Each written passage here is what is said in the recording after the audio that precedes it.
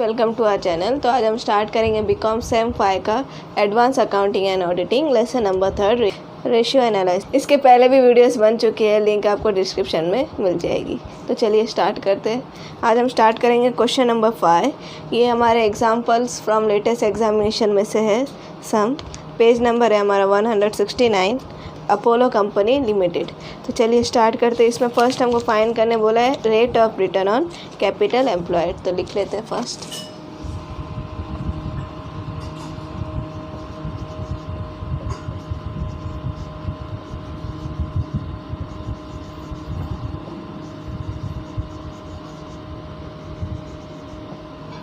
First हमको find करने बोला है rate of return on capital employed.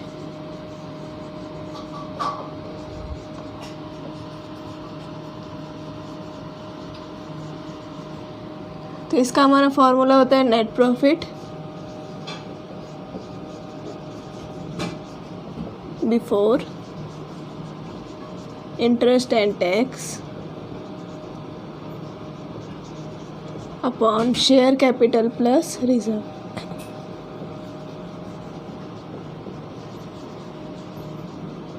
Into 100। First हमको क्या चाहिए होगा इसमें net profit before interest and tax, but हमको दिया गया है सेकेंड वाली एडजस्टमेंट में net profit is ₹5 lakh after interest and tax, tax rate is ₹50 lakh. तो ये हमें क्या दिया गया है net profit after interest and tax. तो हमको पहले क्या निकालना पड़ेगा, इसमें क्या चाहिए होता है बिफोर इंटरेस्ट एंड टैक्स। तो फर्स्ट ऑफ ऑल हम फाइंड करेंगे बिफोर इंटरेस्ट एंड टैक्स। तो हमारा नेट प्रॉफिट गिवन है 5 लाख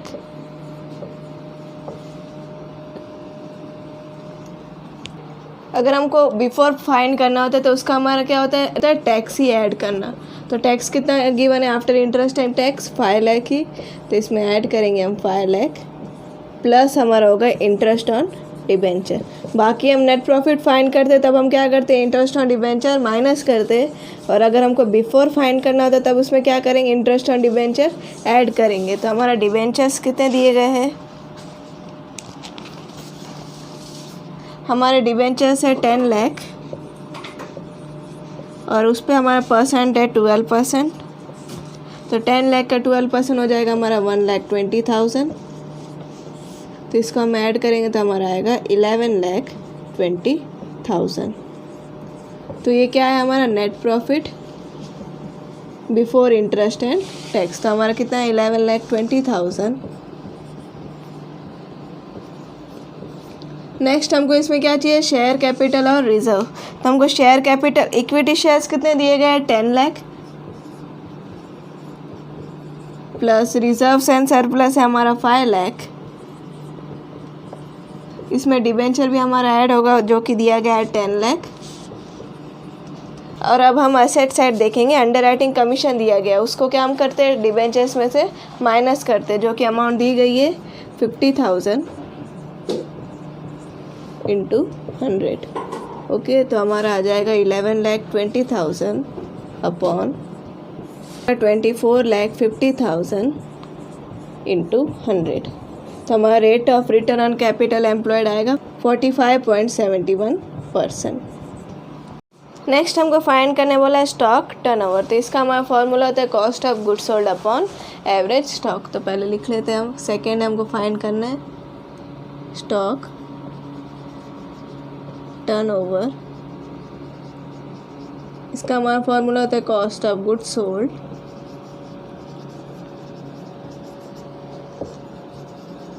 अपॉन एवरेज स्टॉक।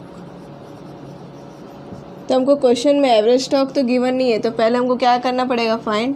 तो फर्स्ट ऑफ ऑल हम एवरेज स्टॉक फाइंड कर लेते हैं। तो इसका हमारा फॉर्मूला होता है opening stock plus closing stock upon 2।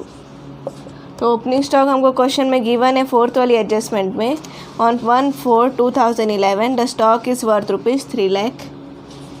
तो ओपनिंग स्टॉक है हमारा 3 लाख और क्लोजिंग स्टॉक हमको एसेट साइड गिवन है 5 लाख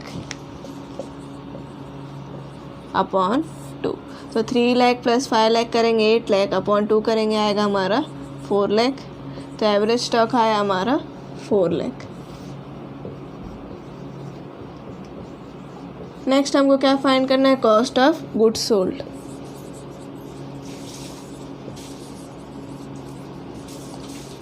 इसका हमारा फॉर्मूला होता है सेल्स माइनस ग्रॉस प्रॉफिट। हमको क्वेश्चन में सेल्स भी गिवन नहीं है और ग्रॉस प्रॉफिट भी, तो अभी हमको पहले क्या फाइंड करना पड़ेगा, सेल्स। तो ये उससे हमको क्या मिलेगा, कॉस्ट ऑफ गुड्स सोल्ड। तो पहले हम सेल्स फाइंड करेंगे। तो अभी हम देखेंगे, हमको एडजस्टमेंट दिया गया है 5th वाला, the collections are received in 45 days from the debtors, 300 days of the year to be consider. तो हम हर बार डेटर्स रेशियो फाइंड करते हैं तो हमको क्या मिलता है, कलेक्शन पीरियड, बट इसमें पहले ही गिवन है कलेक्शन कितना, 45 days। अगर हमको ये मिल जाएगा तो हमको क्या मिलेगा, क्रेडिट सेल। तो पहले हम वही फार्मूला लिख लेते हैं। हमारा क्या होता है डेटर्स का, debtors ratio equals to debtors plus bills receivable upon credit sale. हमको डेज कंसिडर करने बोला है 300, तो हमको डेटर्स कलेक्शन पीरियड हमको दिया गया है 45, और डेटर्स हमको गिवन है asset side 5 lakh, bills receivable हमको गिवन है 1 लाख, और क्रेडिट सेल फाइंड करना है इंटू 300। नेक्स्ट हम क्या करेंगे, 45 को नीचे रख देंगे और क्रेडिट सेल ऊपर भेज देंगे। तो ये हो जाएगा हमारा 5 lakh plus 1 lakh 6 lakh upon 45 into 300। तो हमें क्रेडिट सेल की अमाउंट आ रही पॉइंट में, तो टोटल हो जाएगा 40 लाख। तो ये हमारा क्या है, क्रेडिट सेल। ठीक है, तो अभी हम हमारा टोटल सेल का फॉर्मूला होता है credit sale plus cash sales. तो हमने अभी क्रेडिट सेल तो निकाल लिया, वो कितना था, 40 लाख,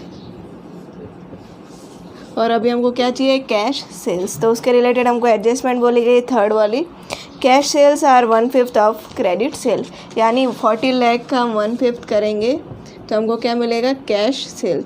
तो 40 लाख का 1/5 होता है हमारा 8 लाख, तो 40 लाख प्लस 8 लाख करेंगे तो हमको टोटल सेल मिलेगा 48 लाख। तभी हमको सेल्स तो मिल गया, वो कितना मिला हमें, 48 लाख। तो अभी हमारा कॉस्ट ऑफ गुड्स सोल्ड का फॉर्मूला क्या होता है, सेल्स माइनस ग्रॉस प्रॉफिट। तो हमारा टोटल सेल कितना है, 48 लाख। तो इधर मैं लिख लेती हूँ 48 लाख, और हमको ग्रॉस प्रॉफिट का क्या बोला गया है, फर्स्ट वाली adjustment, gross profit is 50% of the sale. जो हमारा ग्रॉस प्रॉफिट है वो सेल्स का कितना है, 50%, यानी हम 48 लाख का 50% करेंगे तो हमको क्या मिलेगा, ग्रॉस प्रॉफिट। 48 लाख का 50% होता है हमारा 24 लाख।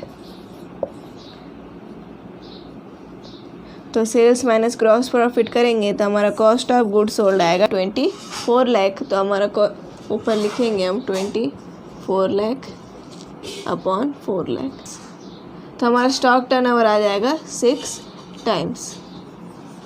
नेक्स्ट हमको 3rd फाइंड करने बोला है करंट रेशियो। तो हमारा करंट रेशियो का फॉर्मूला होता है current asset upon current liabilities. तो इसके लिए हमको पहले करंट एसेट फाइंड करने पड़ेंगे। तो लिख लेते हैं हमारे करंट एसेट कौन कौन से गिवन है। तो हमारे करंट एसेट गिवन है इन्वेस्टमेंट, टेम्पररी है इसलिए हम इसमें लिखेंगे करंट एसेट में, जो कि 8 लाख। नेक्स्ट है हमारा स्टॉक 5 लाख, फिर एडेटर्स 5 लाख,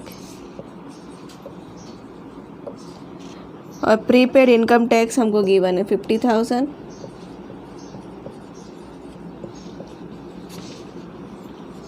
फिर बिल्स रिसीवेबल है हमारा 1 लाख,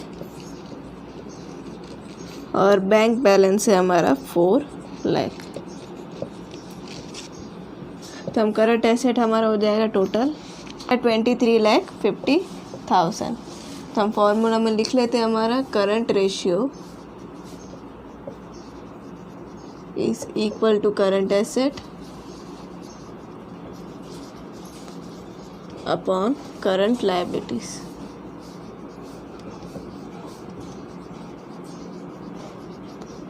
तो हमारा करंट एसेट है 23,50,000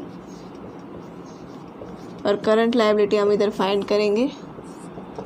करंट लायबिलिटीज़ में हमारा आएगा creditors, bills payable, bank overdraft, provident fund और प्रोविज़न फॉर टैक्सेशन। क्रेडिटर्स के अमाउंट है हमारे 3 लाख और बिल्स पेएबल है हमारा 1 लाख, बैंक ओवरड्राफ्ट है 50,000 और प्रोविडेंट फंड है हमारा 50,000 और प्रोविज़न फॉर टैक्स है 1 लाख। तो हमारा करंट लायबिलिटीज आ जाएगा 6 लाख। तो हमारा करंट रेशियो हो जाएगा 3.92:1।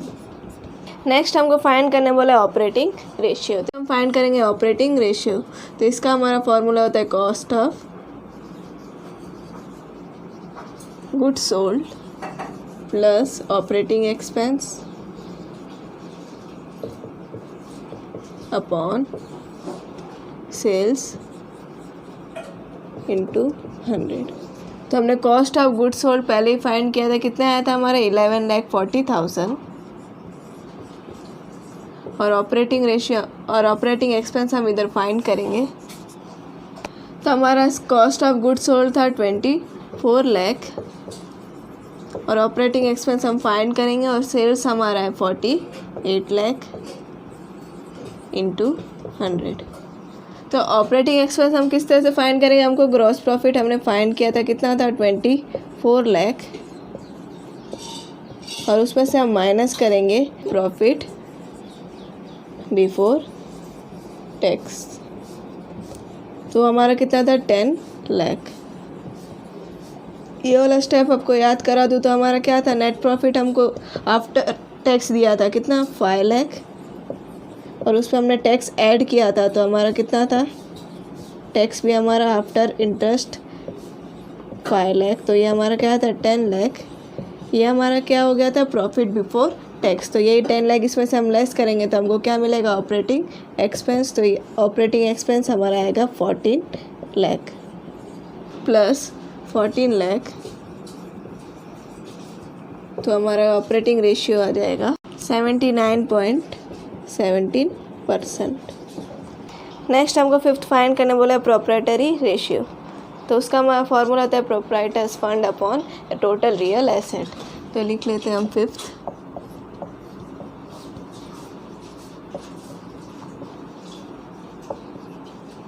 प्रोप्राइटर्स फंड अपॉन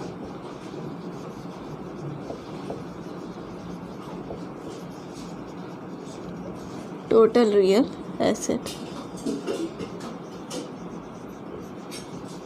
तो हमको प्रोप्राइटर्स फंड्स पहले फाइंड करना पड़ेगा। तो क्या होता है हमारा equity shares plus reserves and surplus. तो हमारा इक्विटी शेयर गिवन है हमको 10 लाख और रिजर्व्स एंड सरप्लस है हमारा 5 लाख। उसमें से हम अंडर राइटिंग कमीशन माइनस करेंगे जो कि है 50,000। तो हमारी अमाउंट आ जाएगी 14,50,000।